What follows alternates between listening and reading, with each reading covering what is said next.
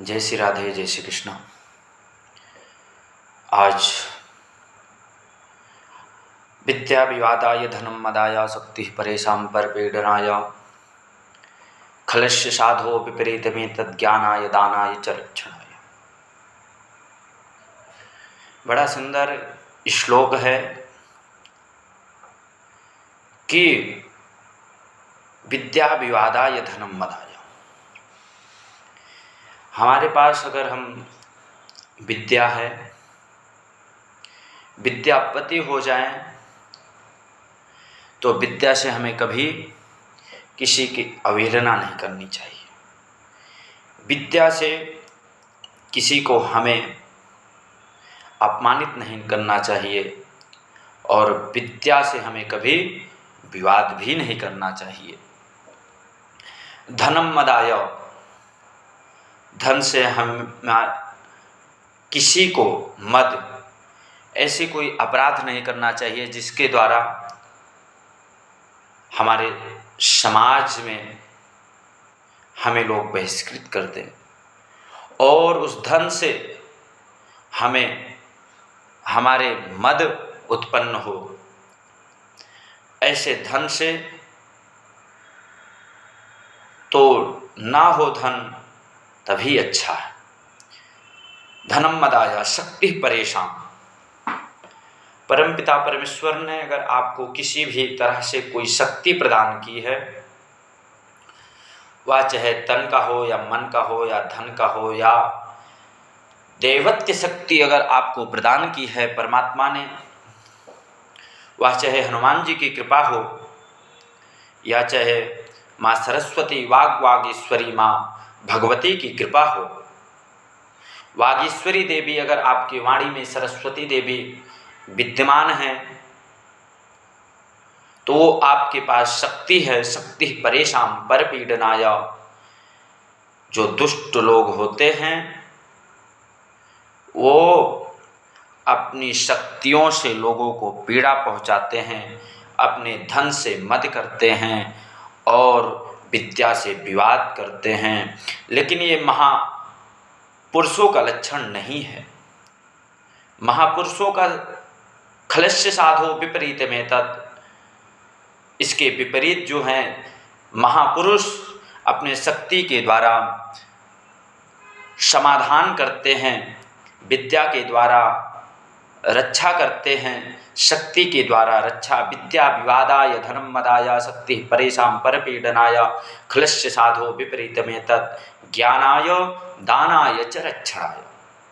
अपने ज्ञान, अपने शक्ति, अपने धन से हमें रक्षा करनी चाहिए, किंतु आज लोगों के पास हम उन्हें प्रणाम करते हैं। एक नर के रूप में नारायण स्वरूप निग्रहाचार्य जी महाराज हैं, जो सभी महापुरुषों के अवगुणों को ही देख करके और उस पे अलग अलग प्रलाप करते हैं और बहुत सारे प्रमाण भी देते हैं, ग्रंथों से प्रमाण देते हैं कि इसमें यह लिखा है, इसमें यह लिखा है। ये सभी इस योग्य नहीं हैं, व्यास गादी पे बैठने योग्य नहीं हैं। ये सभी धर्म के आड़ में, मतलब क्या क्या बताएं आप लोगों को कि इस प्रकार से समाज में विकृति फैला रहे हैं निग्रहाचार्य जी महाराज, जिसका वर्णन तो हम उन्हें प्रणाम करते हैं, क्योंकि नारायणम नमस्कृत्यम नरम चैव नरोत्तमम देवीं सरस्वतीं व्यासं ततो जयमुदीरयेत्। नर से उन्होंने दंड धारण करके नारायण का स्वरूप प्राप्त किया, लेकिन क्या वो नारायण के साक्षात स्वरूप हैं? वो तो हर महापुरुषों का खंडन कर रहे हैं। हमें तो ऐसा लगता है कि उनका जैसे कोई गुरु ही ना हो, जो मन में आता है वो बोलते रहते हैं, प्रलाप करते रहते हैं। हर महापुरुषों के निमित्त मात्रम भव शब्द साचिम, आपको तो पहले अपने गुरु जी के पास जाकर के आपको शिक्षा ग्रहण करना चाहिए, क्योंकि भगवान ने अर्जुन को जब उपदेश दिया तभी उनके संशयात्मा विनश्यति, जो उनके बहुत सारे संशय थे, वो सारे संशय महापुरुषों के चरणों में बैठ करके, गुरुजनों के चरणों में जब आप बैठ करके उसका अध्ययन करेंगे तो आपका जो संशय आत्मा विनश्यति, वो संशय आपका नष्ट हो जाएगा। क्योंकि आप, ऐसा लगता है कि आप स्वयंभू हो गए हैं, मतलब भू के देवता आप अपने आप को मानने लगे हैं। लेकिन ऐसा कभी नहीं होता है, क्योंकि अगर हम गुरु के पास जाकर के शिक्षा नहीं ग्रहण करते तो जिस तरह से एक पतंग की डोर किसी पतंग उड़ाने वाले के पास में रहती है और वो पतंग अनेक ऊंचाइयों पर, बहुत ऊंचाइयों तक उड़ती है, फिर भी वो पतंग उड़ती ही रहती है जब तक डोर उस व्यक्ति के पास रहता है। लेकिन जैसे ही वो डोर कट जाती है, वो पतंग का पतन हो जाता है, उस पतंग के पतन हो जाता है। और उसी तरह से हमें ऐसा लगता है कि आपको एक श्रेष्ठ गुरु के पास जाकर के महोवर्णा सरस्वती प्राचेत याति केतना धियो विश्वा विराजति, ऋग्वेद में भी कहा गया है महोवर्णा सरस्वती प्राचेत याति केतना धियो विश्वा विराजति। ये ज्ञान जो है वह समुद्र सागर से भी गहरा है। ज्ञान का थाह पाना किसी के बस की बात नहीं है, वह चाहे कोई भी हो, तपस्विनो दानपरा यशस्विनो, कोई तपस्वी हो, महात्मा हो, संत हो, ज्ञानी हो, योगेश्वर हो, ज्ञान का, भगवान के ज्ञान का थाह पाना इन मुमकिन नहीं नामुमकिन ही। क्योंकि युधिष्ठिर जी महाराज कह रहे हैं तर्को प्रतिष्ठा श्रुतियो विभिन्नः नेरको ऋषिर्यस्य मतम प्रमाणम धर्मस्व तत्वं निहितं गुहायं महाजनो येन गता सपंथा। धर्मस्य तत्वं, निग्रहाचार्य जी महाराज आपको ये जान लीजिए, आपको ऐसे लाभ करना ही नहीं चाहिए महापुरुषों के लिए। ऐसी वाणी आप अपने वाणी के द्वारा, माँ भगवती ने आपको सुंदर शब्द व्याकरण दिए, लेकिन आप अपने शक्ति से, अपनी विद्या से विवाद कर रहे हैं। तर्को प्रतिष्ठा श्रुतियों विभिन्न, शास्त्रों में कहा, बहुत कुछ कहा गया है। तर्को प्रतिष्ठा, बहुत सारे तर्क हैं, बहुत श्रुतियां हैं और बहुत सारे प्रमाण हैं। तर्को प्रतिष्ठा श्रुतियों विभिन्ना नेरको ऋषिर्यस्य मतम प्रमाणम, बहुत सारे प्रमाण आपको ग्रंथों में मिल जाएंगे। तर्को प्रतिष्ठा श्रुतियों विभिन्ना नेरको ऋषिर्यस्य मतम प्रमाणम, बहुत सारे प्रमाण मिल जाएंगे। धर्मस्य तत्वं निहितं गुहायम, लेकिन आपको आत्मा अनुभूति के लिए परमात्मा का ध्यान करना है। आप उस योग्य बने। धर्मस्य तत्वं निहितं गुहायम, अगर धर्म के तत्व को आप जानना चाहते हैं, आप मानना चाहते हैं, आप पहचानना चाहते हैं, तो आपको महापुरुषों के सानिध्य में, चरण कमलों में बैठना ही पड़ेगा। तभी आपके संशयात्मा विनश्यति, जो आपके मन में बहुत सारे संशय हैं, तभी यह नष्ट हो सकेंगे। किंतु महापुरुषस्य संशय, आप ऐसे पूजनीय वंदनीय धर्मज्ञ धर्मकर्ता च सदा धर्मपरायणः, जो धर्म को जानने वाले हैं, धर्म को मानने वाले हैं, धर्म का पालन करते हैं, ऐसे महापुरुषों में बड़ी क्षुद्र बुद्धि रखते हैं, दुर्बुद्धि रखते हैं। और क्या कहें, बहुत सारे शब्द हैं लेकिन कहने का कुछ नहीं है। आप विद्वान हैं, श्रेष्ठ हैं, ज्येष्ठ हैं, वंदनीय हैं, लेकिन सिर्फ और सिर्फ यही कहेंगे, महाजनो ईन गतास पंथा। अभी आप महापुरुषों के मार्ग को चयन करें और अपनी उड़ती हुई पतंग को, अपनी डोर को महापुरुषों के हाथ में दे दीजिए, तब आपका ये संशयात्मा विनश्यति।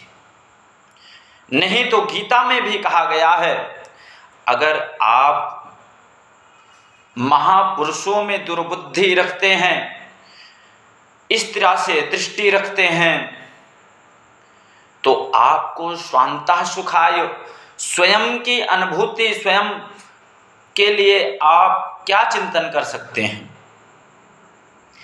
अगर आप किसी का दोष देखते हैं तो उसमें वह दोष आपको भी प्राप्त हो जाता है।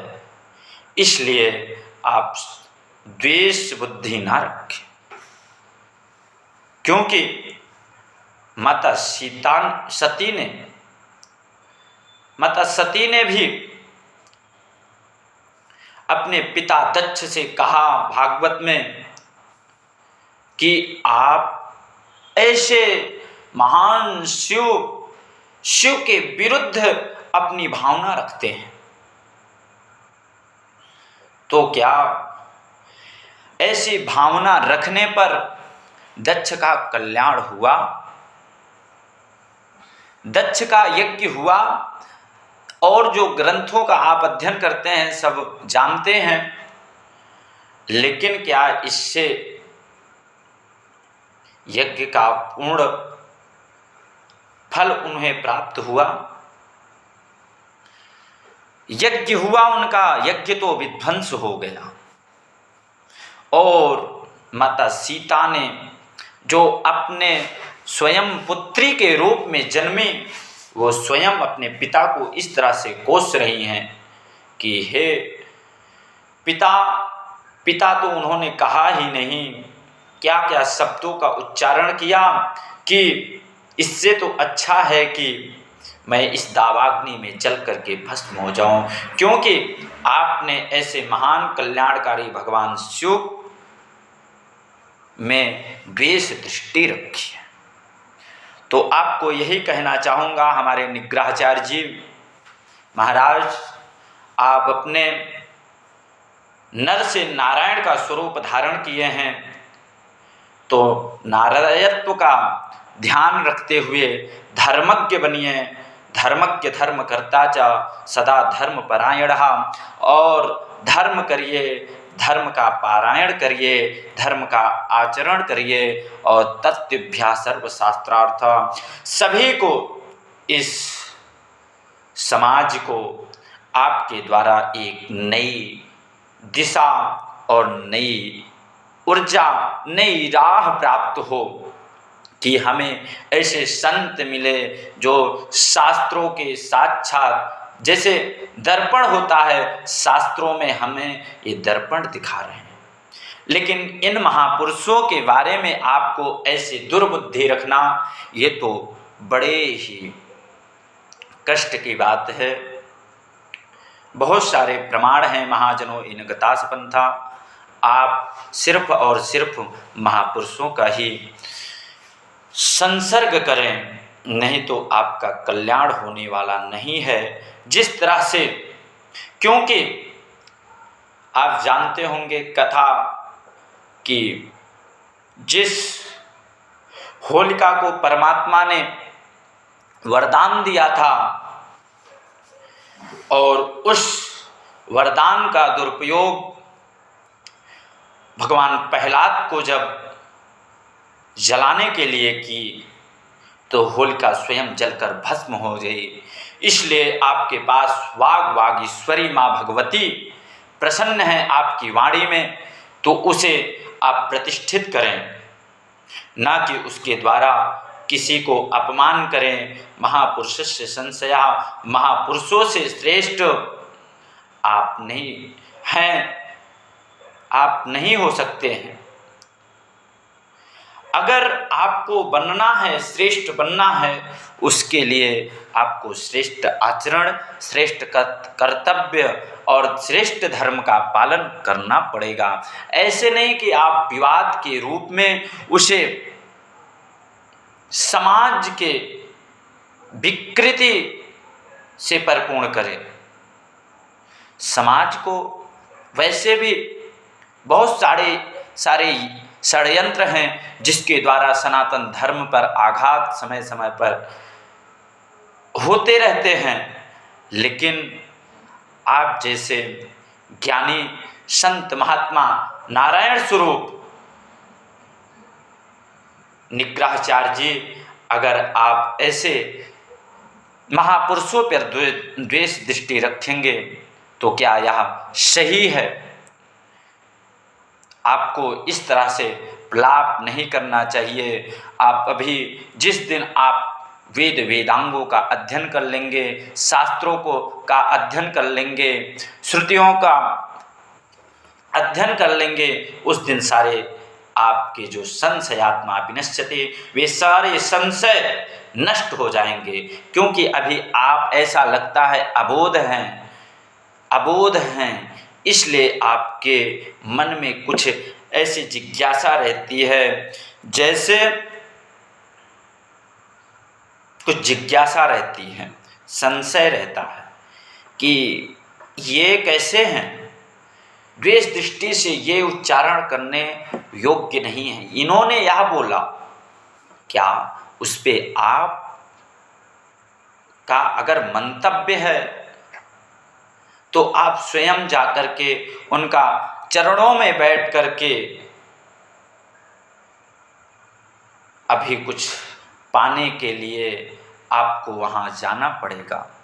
क्योंकि समुद्र में तो चाहे जितना ही जल बहता जाए, कभी समुद्र ये नहीं कहता मेरे पास तो अब जल की आवश्यकता नहीं है।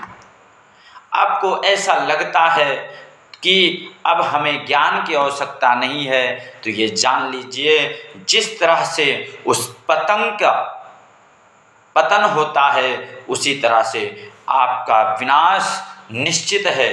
चाहे जैसा हो, आप महापुरुषों के चरणों में जाकर के बैठिए और अपने ज्ञान को और बढ़ाइए। संशयात्मा विनश्यति, अपने संशय को दूर करने के लिए महापुरुषों के चरणों में जाना पड़ेगा। इसी वाणी के साथ मैं ऐसे आशा करता हूँ कि हमारे बात निग्रहाचार्य जी महाराज को बड़ी ही सुंदर एवं जो प्रत्युत्तर हमें देंगे वो हमें स्वीकार है, लेकिन हमारा सिर्फ प्रार्थना ही है कि आप अपने संशय को ही दूर करें, ना कि आप अगर श्रेष्ठ बनना चाहते हैं तो एक जो अगर छोटी लकीर है तो उससे बड़ी आप लकीर खींच करके अपने को श्रेष्ठ बना सकते हैं। जिस प्रकार से महाजनों हीनगता संपन्था, अगर महापुरुषों के आचरण को स्वीकार करते हुए